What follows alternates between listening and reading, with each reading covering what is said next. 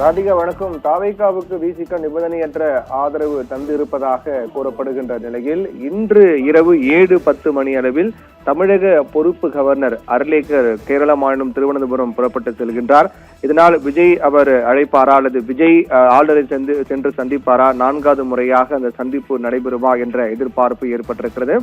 ஒருவேளை இன்றைய நாள் விஜய் ஆளுநரை சந்திக்க முடியாத நிலை ஏற்பட்டால் நாளைய தினம் ஞாயிற்றுக்கிழமை கேரள ஆளுநர், அதாவது தமிழகத்தின் பொறுப்பு கவர்னராக இருக்கக்கூடிய அர்லேக்கர் நாளை தினம் கேரளாவில் இருக்கக்கூடிய நிலை ஏற்படும் போது அது விஜய் தொடர்ந்து தாமதிக்கக்கூடிய நிலை ஏற்படும். இதனால் நாளை 10ஆம் தேதி என்பது விஜய் பெரும்பான்மையை, அதாவது ஆட்சி அமைப்பதற்கான சூழலை உருவாக்கக்கூடிய நாள், கடைசி நாள் என்ற நிலையில் நாளைக்குள்ளாக அவர் ஆட்சி அமைக்க முடியாத நிலை ஏற்பட்டால் திங்கட்கிழமை முதல் குடியரசுத் தலைவர் ஆட்சி நடைமுறைக்கு வருவதற்கான வாய்ப்பு அதிகமாக இருப்பதாக பார்க்கப்படுகின்றது.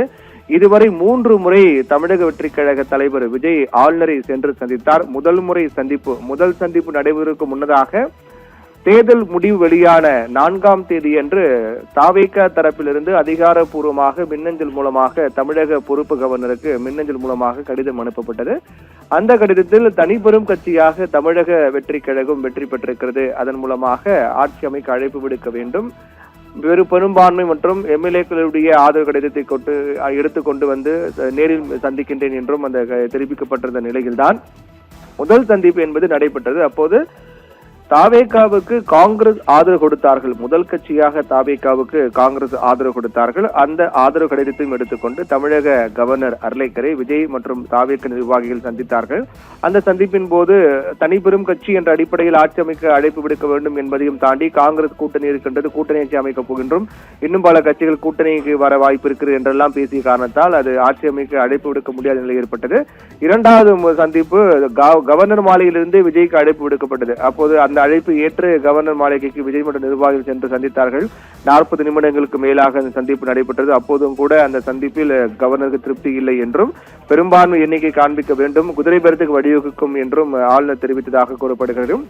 அதற்கு பிறகு நேற்றைய தினம்தான் மிகப்பெரிய திருப்பு முனை என்பது ஏற்பட்டது. அதாவது கம்யூனிஸ்ட் கட்சிகள், இந்திய கம்யூனிஸ்ட் மற்றும் மார்க்சிஸ்ட் கம்யூனிஸ்ட் ஆகிய 2 கம்யூனிஸ்ட் கட்சிகளும் தாவேகாவுக்கு ஆதரவு கொடுப்பதாக தெரிவித்தார்கள்.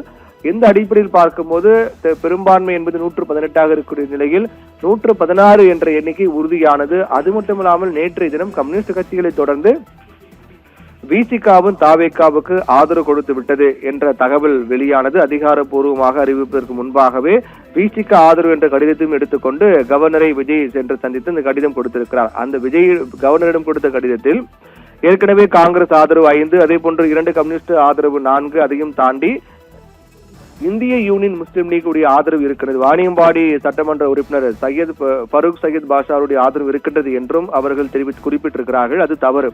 அதே போன்று விசிகாவுடைய ஆதரவு இருப்பதாகவும் குறிப்பிட்டிருந்திருக்கிறார்கள், அதுவும் தவறு. இன்னொரு தவறு என்னவென்றால் அமமுகவுடைய சட்டமன்ற உறுப்பினர், மன்னார்குடி சட்டமன்ற உறுப்பினர் காமராஜருடைய ஆதரவு இருக்குது என்றும் அந்த கடிதத்தில் குறிப்பிட்டிருக்காங்க. இது 3மே தவறு. ஏனென்றால் இந்திய யூனியன் முஸ்லிம் லீக் தங்களுடைய ஆதரவு நாங்கள் தெரிவிக்கவில்லை, அதிலிருந்து ஆதரவு தெரிவித்ததாக வெளியாக இருக்கக்கூடிய செய்தி என்பது தவறானது. நாங்கள் திமுக கூட்டணியில் தான் தொடர்கிறோம் என்று உறுதிப்படுத்தினார்கள். மற்றொன்று, விசிகா பொறுத்தவரை இன்னும் அதிகாரப்பூர்வமாக அவர்கள் நேற்றைய தினம் ஆளுநரை சந்திக்கும் வரையில் அதிகாரப்பூர்வமாக விசிகா அறிவிக்கவில்லை. அதிகாரப்பூர்வ கடிதம் எடுத்துக்கொண்டு செல்ல வேண்டும். ஆனால் அந்த கடிதத்தை எடுத்துக்கொண்டு செல்லாமல், அந்த கடிதத்தை சமர்ப்பிக்காமல் ஆதரவு என்ற வார்த்தை மட்டுமே இடம்பெற இருந்தது. அதுபோன்று மற்றொரு மிக முக்கியமான அவர்கள் தரப்புக்கு பின்னடைவாக பார்க்கப்படக்கூடியது மன்னார்குடி சட்டமன்ற தொகுதி உறுப்பினர் காமராஜுடைய ஆதரவு தான். அதாவது அவர் ஆதரவு தெரிவிக்கவில்லை என்றெல்லாம் அவர் தெரிவித்த நிலையில் அது குதிரை பேரத்துக்கு வழிவகுக்கப்பட்டிருப்பதாக டிவி தினகரன் குற்றம் சாட்டியிருந்தார். இப்படியாக நேற்றைய தின சந்திப்பின் போதே அது ஆதரவு என்பது எட்டிவிட்ட நிலையில் ஆட்சி அமைக்க அழைப்பு விடுப்பார், இன்று முதலமைச்சராக விஜய் பதவியேற்பார், அதற்காக நேரு உள் விளையாட்டு அரங்கும் தயாராகி வருகிறது, மீண்டும் களைக்கட தொடங்கிவிட்டது என்றெல்லாம் தமிழக வெற்றி கழக தொண்டர்களும் ஆட்டம் பாட்டம் விசிலடித்து மகிழ்ச்சி வெளிப்படுத்தி இனிப்புலி வழங்க கொண்டாட்டத்தில் ஈடுபட்டிருந்தார்கள். பனையூர் அலுவலகம் முன்பாக, விஜயின் இல்லம் முன்பாக கொண்டாட்டத்தில் ஈடுபட்டிருந்தார்கள். இப்படியாக நேற்றைய நாள் முழுவதுமே மிக பரபரப்பாக நிலையில் நேற்று இரவு தினகரனுடைய அந்த புகார் ஆளுநருடான சந்திப்பு என்பது அரசியலில் மிகப்பெரிய திருப்பு முனை ஏற்படுத்தியது. அதைத் தொடர்ந்துதான் விசிகாவின் நிலைப்பாடுதான் இந்த விவகாரத்துக்கு முற்றுப்புள்ளி வைக்கும் என்று எதிர்பார்க்கப்படுகிறது. நேற்று வரையில் தமிழக கவர்னர் ஆளுநருடான சந்திப்பு அந்த சந்திப்பு அது அது பொறுத்தவரை பெரும்பான்மை என்பதுதான் சிக்கலாகிறது. ஆனால் இன்று பெரும்பான்மை விசிக உறுப்பினருடைய ஆதரவு சேர்த்து பெரும்பான்மை என்பதை காண்பித்து விட்டாலும் கூட குதிரை பெற விவகாரம் அது போன்று மேலும் ஏதேனும் சிக்கல் வருமா என்ற ஒரு எதிர்பார்ப்பும் காணப்படுகிறது. இந்த அடிப்படையில் தான் இன்றைய நாள் 4வது முறையாக விஜய் கவர்னரை சென்று சந்திப்பாரா என்ற கேள்வி எழுந்திருக்கிறது. ஒருவேளை விசிக இன்னும் சற்று நேரத்தில் அறிவிக்கப் போகிறார்கள். அவர்கள் ஆதரவு என்பது தாவேகாவுக்கு கிட்டத்தட்ட உறுதியாகிவிட்டது. இப்படி இருக்கும் நிலையில்தான் 118 என்பதை தாவேகா எட்டிவிட்டார்கள் என்று இருந்தாலும் கூட 118 எண்ணிக்கை எட்டிவிட்டோம் என்ற கடிதத்தை கொண்டு சென்று அவர் கவர்னரிடம் இப்போது கொடுப்பாரா என்பதும் கேள்விக்குறிதான். ஏனென்றால் 7:10 மணி அளவில் தமிழக பொறுப்பு கவர்னர் அர்லேக்கர் விமானம் மூலமாக கேரளா திருவனந்தபுரம் செல்கின்றார். அவர் செல்வதற்கு முன்னதாகவே இந்த சந்திப்பு நடைபெற இருக்கிறதா என்ற கேள்வி எழுந்திருக்கிறது.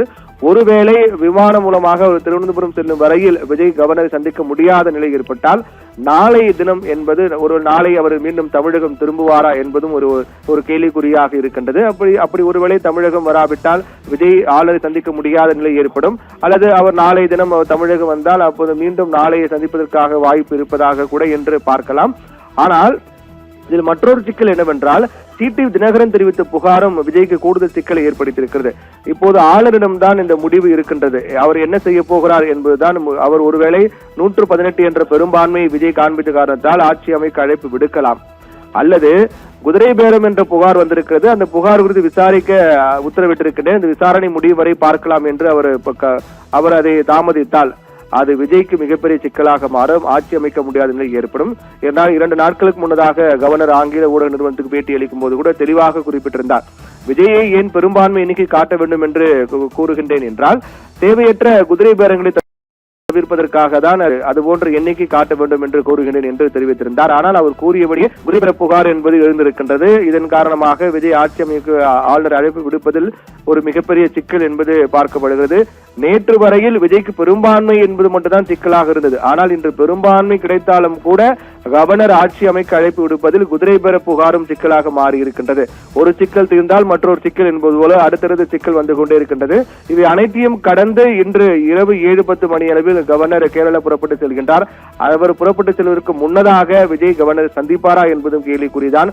அப்படி சந்தித்தாலும் 118 என்ற விசிகாவினுடைய ஆதரவில் சேர்த்து 118 என்ற பெரும்பான்மை காண்பித்தாலும் ஆளுநர் என்ன முடிவெடுக்க போகிறார், என்ன கூறப் போகின்றார் என்பதும் பெரிய எதிர்பார்ப்பு ஏற்படுத்தியிருக்கிறது. ஒருவேளை இன்றைய நாள் சந்திக்க முடியாமல் போய்விட்டால் நாளை தினம் என்ன நடக்கும் என்பதும் பொறுத்திருந்து பார்க்க வேண்டும். ஆனால் 10ஆம் தேதி வரையில் தான் நேரம் என்று குறிப்பிட்டிருக்கூடிய நிலையில் அதை கடந்தால் அடுத்த கட்ட நடவடிக்கை என்று கவர்னர் ஏற்கனவே தெளிவாக குறிப்பிட்டிருந்தால் அடுத்த கட்ட நடவடிக்கை என்றால் கவர்னர் ஆட்சி, குடியரசுத் தலைவர் ஆட்சி என்பதுதான் நடைமுறைக்கு வருவதற்கான வாய்ப்பு இருக்கிறது.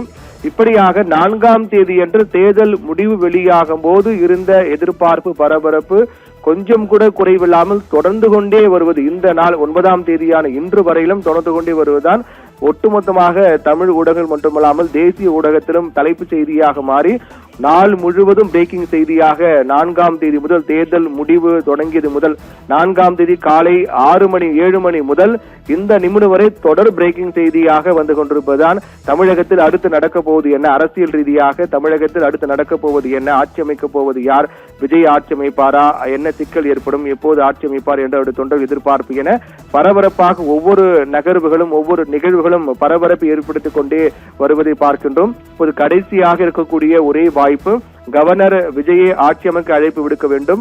விசிக விஜய்க்கு ஆதரவு தெரிவித்தாலும் அது சாத்தியமா என்ற ஒரு கேள்வி எழுகின்றது. இப்படியாக பல சிக்கல்கள் சவால்களுக்கு மத்தியில் அடுத்து என்ன நடக்கப் போகின்ற என்ற எதிர்பார்ப்பு ஏற்படுத்தியிருக்கின்றது.